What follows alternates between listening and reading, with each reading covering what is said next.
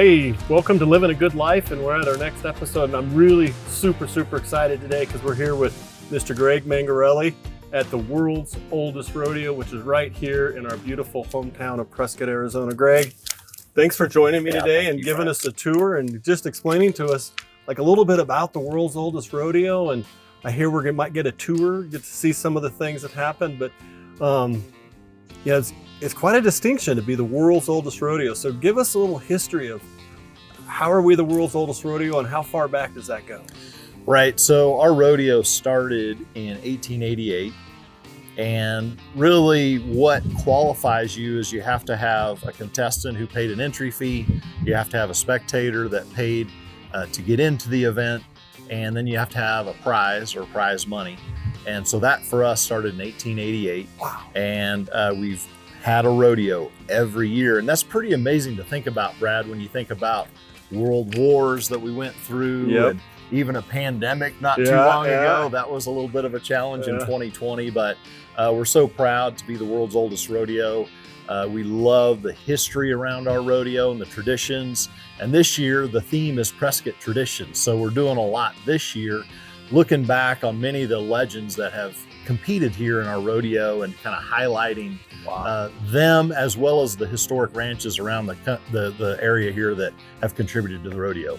So I want to give a shout out to you because we are the world's oldest rodeo because we have continuous operation, and you helped us through one of those issues that you might mention there with the pandemic, and you were our mayor at the time and doing a great job, and you managed as mayor to have a calm head, really steady hand on it, and say, we're going to have a rodeo, we're going to make sure this happens. And you took care of the people here, took care of the livestock, and we didn't have a missed year, so we kept the designation. Because if we would have missed that year, we would have lost the continuous operation, because that's our length. It's continuous operation, isn't it? Yeah, that's right. You know, it was a team effort, Brad. I was so proud to be a part of the team that kept the rodeo going. JC Trujillo, who was the general manager at the time, you know JC. JC goes way back. How long was he here? He was here about 16 years as the general manager. He did a tremendous job in elevating our rodeo during that period of time. But he called me in like March of 2020 and said, Greg, are we going to have a rodeo? And I said, absolutely, JC, if it's just you and I out in the arena, we're going to have a rodeo. But you know, it was JC, it was Leslie Horton, our county health director, that did a lot of work. Our board here with Prescott Frontier Days did a great job. And then real important relationship we had with Governor Ducey at that time, who made sure that we were allowed to have the rodeo. And you know, we needed that rodeo. You know, everybody had been kind of locked down and we hadn't, you know, had social events, and everybody just breathed a sigh of relief when we had the rodeo and able to come together. And so proud that we were able to do that. A little bit of normalcy in the midst of all that chaos. Right. And took great leaders, and there were a lot of great leaders you named in there, and you were one of them. So I appreciate you being a part of that and keeping this so we could be here today celebrating the world's oldest rodeo.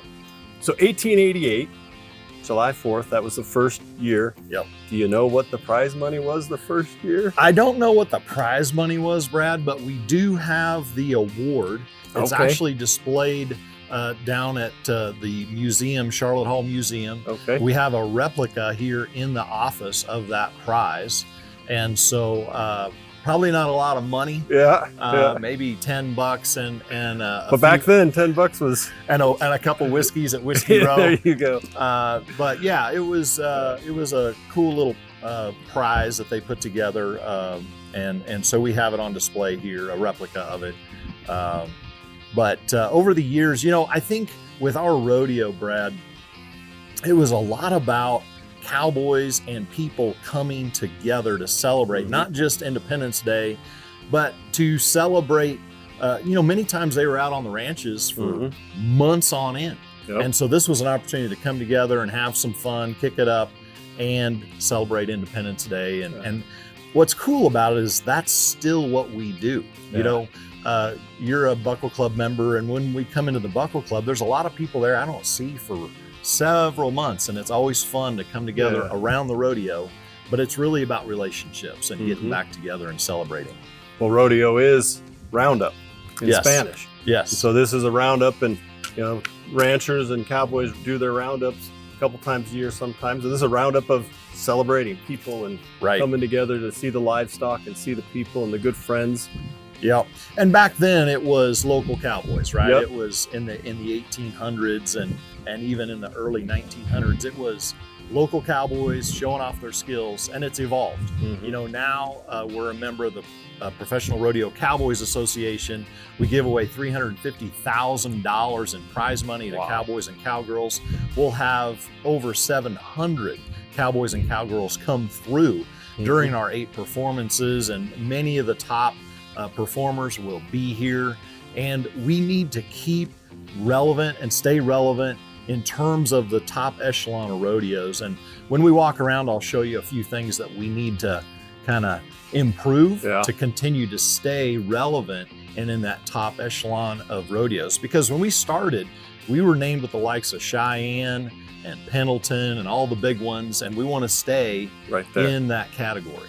Now, is this rodeo feed cowboys? If you win here, do you go on to, I know the big one is Vegas at the end of the year. Right. Is this a feeder to qualify for that? Yeah, everybody that competes in the PRCA wants to get to the National Finals Rodeo. They take the top 15 competitors in each event. Okay. So yes, money won here goes towards you qualifying for the National Finals Rodeo. And that's kind of simply put, but you know, any money you win here helps you with your earnings get to the finals. Nice. Yeah. And you've had a few cowboys and cowgirls come through here that show up in Las Vegas? Oh, absolutely. Yeah. And we'll have some this year that have been in the national finals a number of years, and they will probably be there again this year. So this is a big deal. It's a small town. It's a really great feel of a small town rodeo with good people, neighbors, but it's a real deal because these guys are competing for money, number one, and it's their livelihood for a lot of them, the top ones. And then they're trying to get to Las Vegas in December. Yeah, that's right. That's right. And it's always a good show. Not only do we have the top cowboys and cowgirls, we got some great entertainment with specialty acts. We have the Clydesdales coming in again this year. And so there's something for everyone. It's a great family event. And we always start with a prayer and the national anthem. And I get goosebumps talking about it now. And certainly during that time, it's always a great tradition of ours to honor the flag and honor the military, honor our first responders. And that's what I love about rodeo. Well, we appreciate what you do. You think you can take us around and give us a tour of some highlights? Absolutely. I'd love to. We got some new things going on. I'd love to show you around the facility. Let's do it. All right. All right. Thanks. So, Brad, we're on the Blue Moon Saloon here overlooking the arena. The Blue Moon Saloon is kind of a cool spot for folks. They can buy a table up here. There's a bar here, some food service, and then it's a great shot, as you can see, of the arena from up here. But I thought I'd bring you up here first just to give you a quick overview of what we're looking at. We've got some new box seats right here below us. So we've had the old ones here that you're familiar with, but then just below them, we've got a whole nother set of box seats. And a lot of that's due to the fact that Jim Dewey Brown, our general manager, has done such a great job selling sponsorships. When he came, we had about $400,000 of revenue in sponsorships. And the community, as you know, absolutely gets behind our rodeo, the businesses. And he's selling like 1.1 million in sponsorships right now. Wow. So he needed more space for those sponsors to sit here because we like to give them some of this premium seating because of their sponsorships. So we can take a look at that later and walk through there. There's the Whiskey River Tavern Corral, and you see it right on the arena fence. And this is something Jim Dewey did that's new, that allows people to be right on the arena fence to really get an up-close personal view of what's going on. Probably a little of the arena dirt flying up on them during the kind of like the old days where you can lean on the corral a little bit and watch the rodeo. Yeah, that's right. So that's a great spot for people to view the rodeo. In the background, you see the Buckle Club, and we can walk down there a little later. There's a few new improvements with the Buckle Club. So how many people, what's a sellout? So we have our historic grandstands here, which of course we'll keep forever. And that's the main seating area. This does about 4,000 people in the grandstands. But in addition to that, here we see some horses coming out. In addition to that, Brad, you've got some seating over here that's for contestants' families. Okay. We also have this little bleacher here, and then the Buckle Club will have maybe 150 to 200 people down there. So, you know, just over 4,000 is a sellout, and we have sold out 3 rodeos now in a row. Very proud of that. 3 different years. Three So years. all 8 shows. Yep. For 3 years you've sold out. Yep. And this year is no exception. So in 2024, another sellout year. Absolutely. Well, congratulations. Yeah. I know that's big. And so the significance of the sponsorships, so 1.1 million, that really helps you elevate. I'm sure some of that goes towards your prize money. Right. And the more prize money you get, the bigger names want to come here. You get the better athletes that are coming in to compete. Because I know, like, some years I come here and people are like, well, nobody rode a bull. They just all got thrown off. It's like, well, part of that is the prize money. That's right. Those guys that are chasing the big prize money, That's right. go for it. That's right. Yeah, we have 2 main revenue streams here at Prescott Frontier Days. One is the sponsors that we talked about. The other is obviously the ticket sales. And so the more people we can get here and the more sponsors we have, the better the prize money. So if you can expand this, if there's any way you can expand it, and I know you have plans, but that'll just elevate the revenue, which then there's more prize money. That's right. We do have some big plans we can talk about, but part of it includes expanding seating. So if you could picture some seating behind the buck and chutes, incorporated into the announcer's booth, that would give us the opportunity to get even more people here to experience the rodeo. That would be premium seating back there. What a great view to be right above when the broncs come out. And, right. We want to do a better job with the quality of experience for our spectators. You know, I always say we sell a wood bench and a porta-john right now, and it's crazy. We sell out. So you do, but that's what you sell. It sounds funny, but it's so true. And we want to elevate that experience, and that's much of the improvements that we want to do, making the fan experience even better. Hey, a little morning yoga out there, gonna get loosened up. Yeah, we got some horses rolling around out there. So, you know, they're in some pens behind the announcer's booth back there, but they like to let them out routinely to give them a little extra exercise. And these are all bucking horses for either bareback riding or saddle bronc riding. Okay. So how many horses do you have to keep your stock fresh? I mean, you can't overwork the animals. Yep.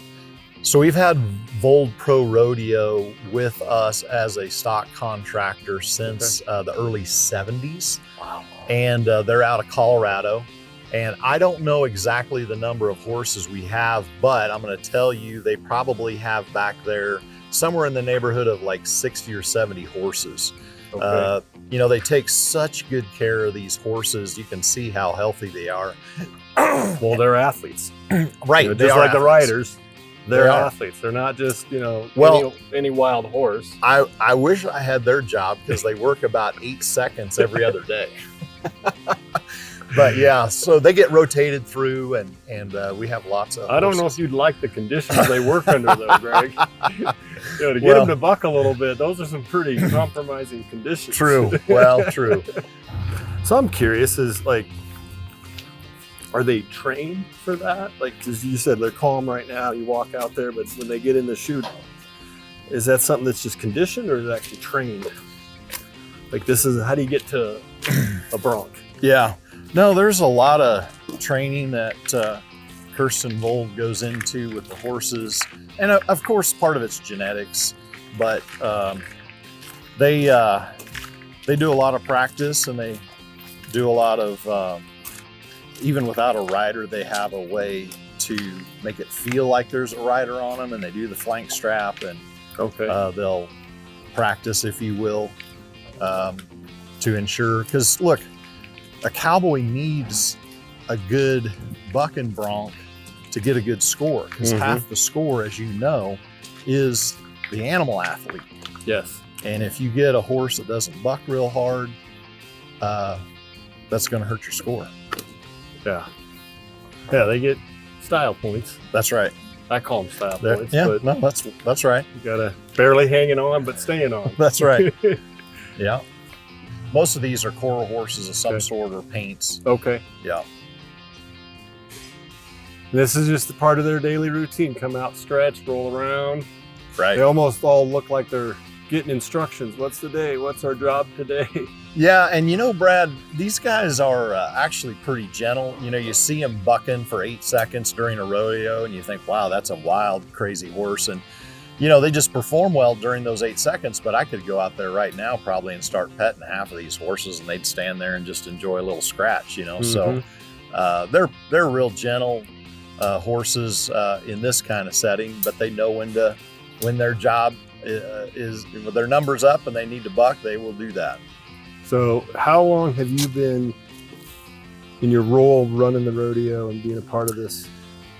Yeah, I started in the spring of 2021, and the rodeo had recruited me in to help with vision and fundraising. Okay. And so I'm the business development manager, and part of my job was a master plan for the rodeo grounds to create a capital project plan.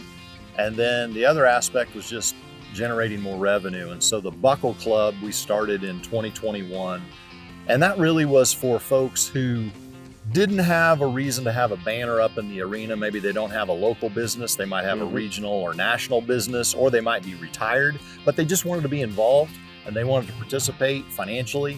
And so it's like a booster club for the rodeo. Okay. And all the funds from the Buckle Club go right to Prescott Frontier Days. So it's been a lot of fun. Jim Dewey Brown came in the same time frame, and he's a great general manager and very forward thinking, yet always preserving our traditions here at the world's oldest rodeo. So I remember a few years back, always like growing up here, it always seems like the 4th of July, the parade and the rodeo and summer rains all they all go together.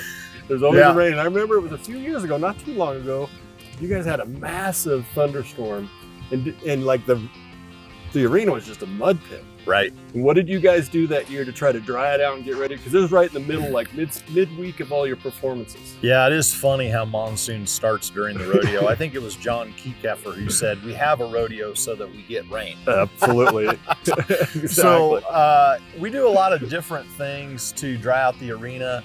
You know, even this season, we had some early rains, as you know, and so the guys have been working the arena to get it to dry out. And it looks pretty good right now. And it's very important for animal safety and cowboy safety to have an arena that's got the right composition of soil out there, softness, yet good footing for the horses. One year, we actually had a local helicopter aviation company come in and hover over the arena.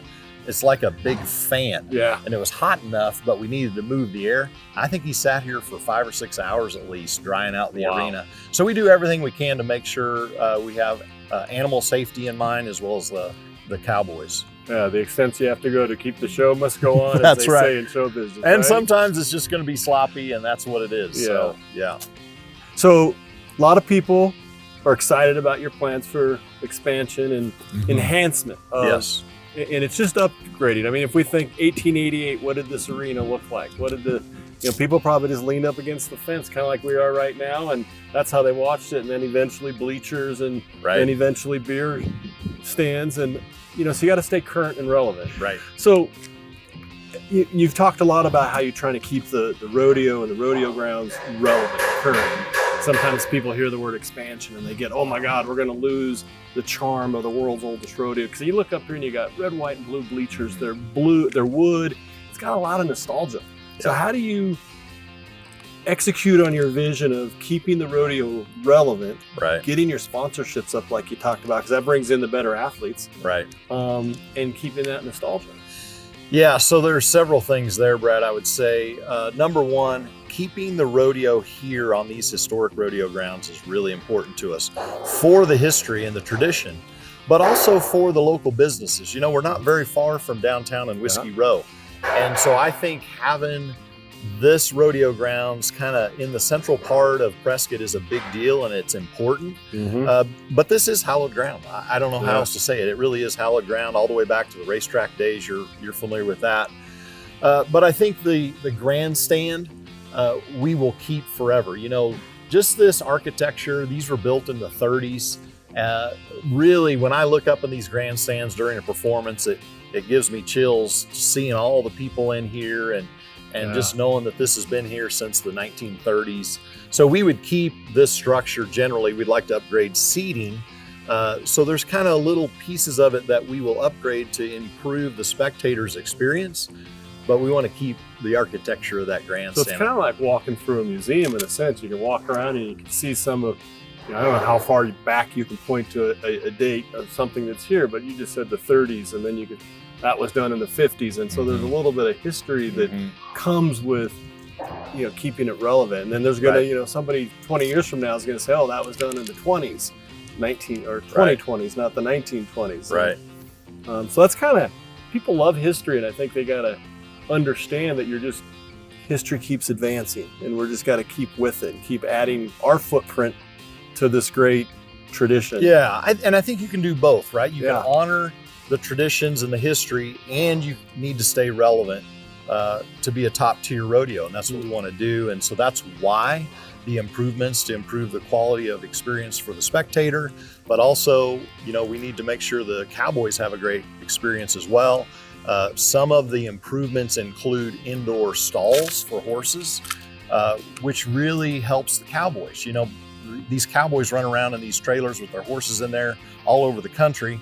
To get here to have a really nice indoor stall is now more important than it used to be. Yeah. Horses are running 50,000 to 100,000 plus. Yeah. So we want to make sure cowboys feel comfortable with the facilities here and bring in their animals here. Yeah. I mean, it's an investment. Right. I don't think people realize, who would have thought $50,000 for a horse or $100,000? Right. And a cutting horse. Right. I mean, those are aren't those at the upper end of, those are really. They are. They can impressive be animals. more like $250,000. And we haven't been able to do those kinds of events, whether it's cuttings or horse shows or, the higher end horse events, because we don't have a facility, and we'd like to be able So if you to do get that. those facilities, and you can start attracting those. Yes. Somebody's coming in with a $250,000 or $500,000 investment. If they got a couple of them, Right. they're only going to the best facilities in the country. Yeah, that's right. And we have a great climate, as you know. Yep. So there's about 6 months out of the year where we could really compete with Phoenix, where people don't want to go down to the valley where it's hot. We'd have the opportunity to have them up here. And these are people that spend a lot of money when they're in town. And when I was the mayor, I always felt like, hey, a tourism dollar is always the best one, because you don't have to take care of services, basic services for those people, but they're up here spending money, generating economic development that helps you pay for our residents' basic services. Well, rodeo weekend is the biggest weekend in as far as tourism for Prescott, isn't it? When you capture those, It is. you could say 7 days, but it's probably more like 10 days because people come a little early. And That's right. Yeah, we feel like I've heard from businesses that say, look, without rodeo week, I don't know that I could survive the year without that. And we struggled with that during the pandemic. yeah, But I think, people have to realize we also put on the parade.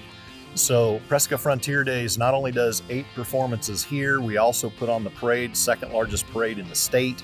And so people do come for 2 or 3 nights, and they're spending money here, and we always need those outside dollars coming in.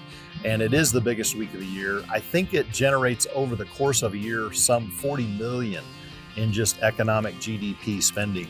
the rodeo grounds in a 12-month period. That's right. And the biggest event of that 12 months is The rodeo. So rodeo. the lion's share of that $40 million is going to happen here. over about 8 days. Yep. Nice. Yeah. Well, let's go take a look at the Buckle Club. Yep. Let's do it. So this is the Buckle Club, and I know this is kind of, you said 2021, you introduced this as kind of part of your enhancements and evolution of the experience. But this year you added these bleachers where you get to be right on the arena. So talk a little bit about this. And Yeah, no, this will be a lot of fun here, Brad. We have these little bleachers right on the arena fence, and so I have Buckle Club members who really want to watch the rodeo, and then I have other social butterflies that just want to talk to people. And so, which is fine, different strokes for everybody, but this will allow folks that really want to watch the rodeo to be right here in on the action. And I'm excited about expanding the Buckle Club because we haven't had enough space, so this will give us a lot more space. We talked a little bit about generating revenue from the Buckle Club, and I would mention that since 2021, we will have raised about $1 million this year since our inception in 2021. Wow. From the Buckle Club. From the Buckle Club, yeah. So a big, important part of the overall economics of the rodeo. Yeah. How many members are in the Buckle Club? So we have 80 plus members Nice. right now. And so we hope to get to about 100 members here in the next year or so. And people typically come to me when they find out what it's about and they just want to help out. And I always say a Buckle Club member, you know, it's more about what you're giving than what you're getting. Because this is not about, you know, in proportion to what you're spending annually, you're not getting the benefit of that just from being in the Buckle Club. And they understand that and they're all on board for it because they really want to help the rodeo. So one of the fun events that I think is just exciting is the mutton busting. Talk to me about mutton busting. What are the age groups and is it every night? Right. Yeah. So Jim Dewey Brown started this. I think this is going to be our third rodeo with mutton busting. And, you know, this is another way to get youth and family involved in the rodeo. You can see over there the APS sign. That's where we have the little bucking chutes for the mutton busting. We do it every night. I think it's an hour and a half before the rodeo. So if you come early, you can watch mutton busting. Kids have to be 4 years old. I'm not sure the cutoff on the upper end, but it's probably around 7 or 8. Okay. And we'll buck probably 20 kids in mutton busting every night. And it's a lot of fun. My grandson, I think he rode last year about 1.9 seconds. Is he coming back? He's coming back. He's got a goal now? Got to get to 2 or 3? His dad's getting him pumped up and ready. I think they've been practicing on his dad's back. Oh my gosh. What are they riding?